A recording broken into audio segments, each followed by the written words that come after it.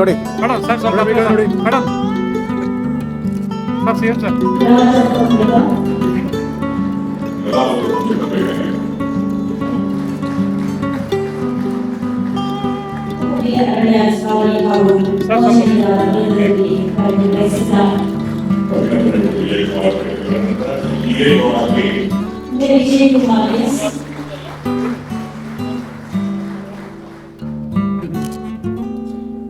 ನೋಡಿ ಅಣ್ಣ ಈ ಕಡೆ ನೋಡೋಣ ಈ ಕಡೆ ನೋಡಿ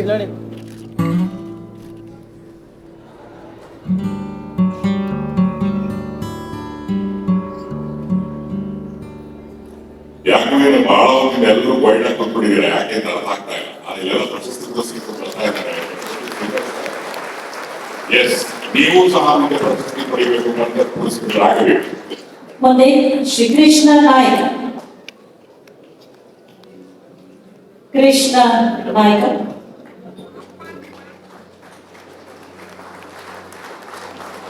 2022ನೇ ಸಾಲಿನ ಮುಖ್ಯಮಂತ್ರಿಗಳ ಪುರಸ್ಕೃತರಿಗೆ ಎಲ್ಲರಿಗೂ ಕೂಡ ಒಂದು ಸುತ್ತಿನ ಜೋರು ಚಪ್ಪಾಳೆಯ ಅಭಿನಂದನೆ ಗೌರವ. ಇನ್ನು 2023 ಪಾಸ್ಟ್ಯೂಮಸ್ಲಿ ಲೇಟ್ ಸುಂದರೇಶ್ ಎಸ್.ಜೆ. ಅವರು ಅವರ ಪರವಾಗಿ ಶ್ರೀಮತಿ ರಕ್ಷಿತಾ ಸುಂದರೇಶ್ ಅವರು ಪತ್ನಿಯವರು ಬಂದು ಪತಿಯ ಪರವಾಗಿ ಇದನ್ನ ಸ್ವೀಕರಿಸಬೇಕಾಗಿ ಕೋರಿಕೆ.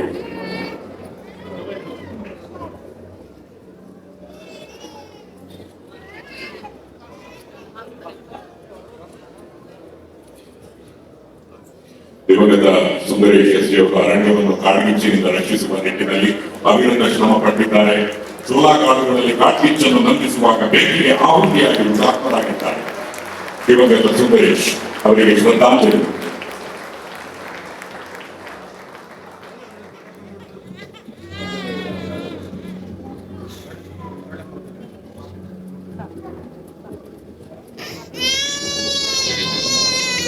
ಮುಂದೆ ಶ್ರೀ ಮಂಜುನಾಥ್ ಎಸ್ ಅವರ ಪರವಾಗಿ ಅವರ ಪತ್ನಿ ಶ್ರೀಮತಿ ನಯನ.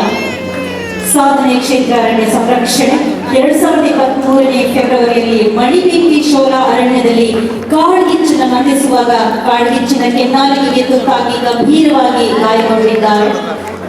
ಆದಷ್ಟು ಬೇಗ ಅವರ ಚೇತರಿಕೆಯನ್ನ ಕಾಣಲಿರುವ ಆಶಯದೊಂದಿಗೆ ಮಂಜುನಾಥ್ ಎಸ್ ಅವರಿಗೆ ಮುಖ್ಯಮಂತ್ರಿಗಳ ಪದಕ ಪ್ರದಾನ. ಅವರ ಪರವಾಗಿ ಶ್ರೀಮತಿ ನಯನ ಅವರು ಸ್ವೀಕರಿಸ್ತಾ ಇದ್ದಾರೆ. ಚಪ್ಪಾಳೆಯ ಗೌರವ.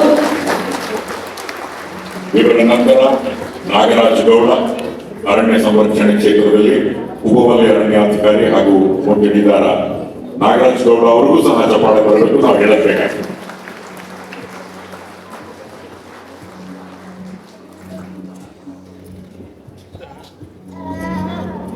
ಪವಿತ್ರ ಯುಜಿನ್ ಸಾಧನೆಯ ಕ್ಷೇತ್ರ ಶೌರ್ಯ ಮತ್ತು ದಿಟ್ಟತನ ವೃಂದ ವಲಯ ಅರಣ್ಯಾಧಿಕಾರಿ.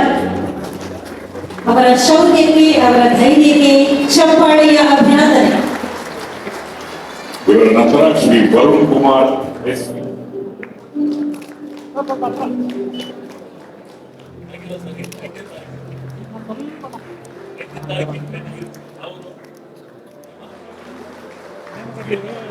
ಬೆಂಗಳೂರಿನಿಂದ ಜಗದೀಶ್ ಕೆಸಿ. ಬೆಂಗಳೂರು ಸರ್ಕಲಿಂದ